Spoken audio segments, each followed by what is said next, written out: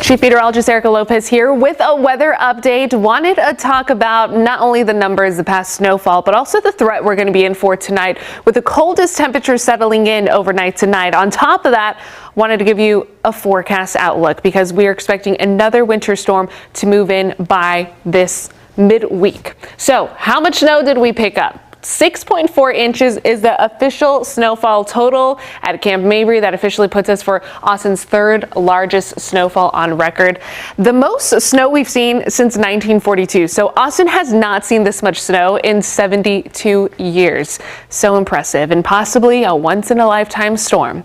Here's a look at what we're tracking right now. This cam still iced over. As a matter of fact, all of our cams are pretty iced over. It was hard to find one that I can show you guys. Temperatures at 21 degrees at the airport right now. We're at 19 degrees at Camp Mabry. So winds not as bad as last night. That's good because of the fact that it's not going to enhance our feels like temperatures, the wind chill overnight tonight.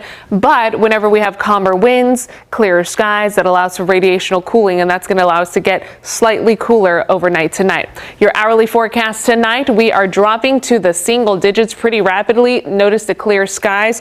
Again, winds not as calm.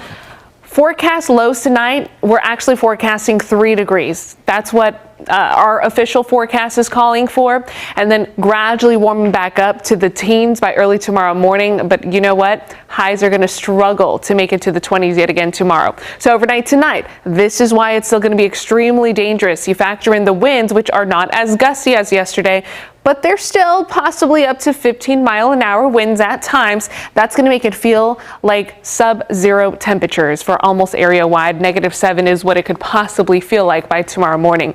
All of Texas is seeing freezing temperatures. The only exception, Laredo. 34 degrees. Do you have any loved ones in Laredo? I bet that's still extremely cold for them. Not used to these type of temperatures for a lot of folks. Corpus Christi at 26 degrees.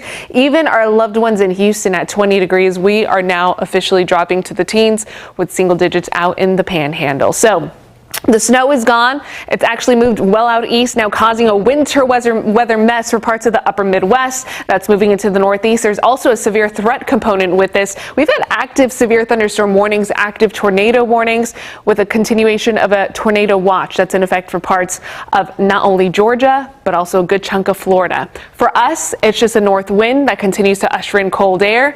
Temperatures that are going to bring the coldest temperatures we haven't felt in 30 years with our forecast low of 3 degrees tonight. So let's talk about the next storm that's headed our way. I mentioned Wednesday. We're not out of the woods quite just yet because Wednesday is when I see the next system building in. So we have Arctic air that's going to clash with another Pacific system, increasing moisture levels. It arrives by Wednesday. I actually think as early as late Tuesday night, we'll start to see some more freezing rain. We'll start to see some more sleet move into the viewing area. And I think this primarily is going to be an ice threat. Accumulation up to 1/10 of an inch will be possible yet again, and isolated areas could pick up additional ice accumulation of up to 1/4 of an inch. This is just going to add insult to injury. We're talking ice on top of snow that hasn't melted yet. We're not leaving the freezing mark tomorrow, and then we're adding more ice on that. So that's going to be extremely dangerous with still some lingering moisture early Thursday morning. I think by Thursday afternoon we're going to clear out and eventually lead us into temperatures thawing out. It'll lead us to more sunshine, hopefully melt all of these freezing ice concerns and also the snowfall that's lingering across the viewing area. We'll have more of a zonal flow settle in across Texas. I would love to see a ridge of high pressure build in. That ridge would really allow things to rapidly warm up and feel comfortable for this time of the year, but we'll take a zonal flow. That's going to put us back to average for this time of the year. Trough of low pressure leading into the weekend, not looking strong, but it will bring in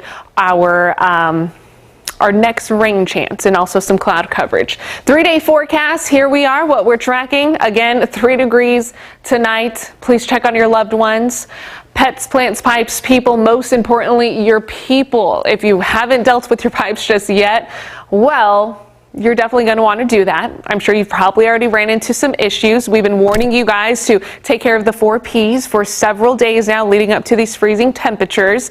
Keep in mind, we're not done with the ice threat yet. Another round moves in on Wednesday. Freezing rain, a wintry mix, ice accumulation for isolated areas up to 1/4 of an inch. Similar scenario to what we've already dealt with. Clearing out by Thursday. Good news, if I take you out to our 8 to 14-day temperature outlook, long-range computer models are showing some warmth across the country. I don't think I've ever been excited for above average temperatures on that graphic. Your 7-day forecast looks like this. First half, still a little dicey. We still have to be extra cautious, especially on the roads. We urge you to stay home if you can. The second half is looking amazing with sunshine and finally some warmer temperatures.